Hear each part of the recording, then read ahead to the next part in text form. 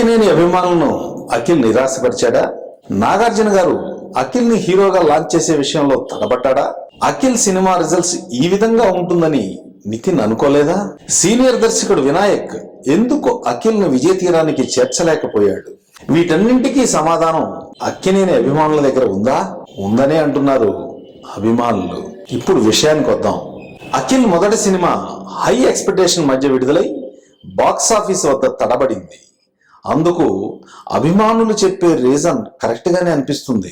వారి మాటల్లో చెప్పాలంటే నాగార్జున నటించిన 48వ సినిమా అన్నమయ్య ఆయన చేసిన మొదటి సినిమాగా వచ్చుంటే ఇక నాగార్జున గారు చేసేదానికి సినిమాలు ఉండేవా? అఖిల్ సినిమా బిజినెస్ ని కూడా పెద్ద హీరోలతో సమానంగా చేశారు. మంచిదే, ఇది చెప్పుకోవడానికి బానే ఉంది. డిస్ట్రిబ్యూటర్స్ కు వారు కొన్న రేట్లలో 50% కూడా రిటర్న్ రాలేదంటున్నారు. ఇక తర్వాత సినిమాను ఎంత బడ్జెట్ తో నిర్మించాలి, ఎంతకు బిజినెస్ చేయాలి?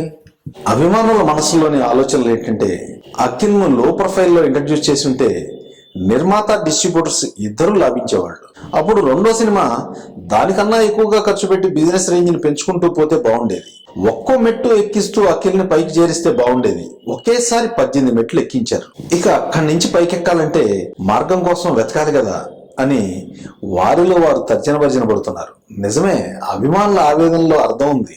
ఈ సినిమా విషయంలో అఖిల్ ఎక్కడా అక్కినేని అభిమానులను నిరాశపరచలేదు. మొదటి సినిమా అయినా తన డాన్సులతోనూ ఫైట్స్ తోనూ మంచి ఈజీగా నటించి అభిమానులను మెప్పించాడు. కానీ నాగార్జున గారిలా అఖిల్ ను కూడా ఒక్కో మెట్టు పైకెక్కిస్తూ తీసుకువెళ్తే బాగుండేది. ఒకేసారి పెద్ద రేంజ్ లో కూర్చోబెట్టారు.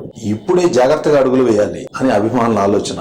మొదటి సినిమాకు తరబడిన అడుగులను సరిచేసుకుంటూ అఖిల్ రెండో సినిమాను తీర్చిదిద్దాలని నాగార్జున గారు తన అనుభవాన్ని ఉపయోగించి అఖిల్ ను ముందుకు నడిపించాలని అక్కినేని అభిమానులు ఆశిస్తున్నారు. అఖిల్ రెండో సినిమాను నాగార్జున గారు విజయ తీరాలకు చేరుస్తాడని ఆశిద్దాం. Akhil, best of luck.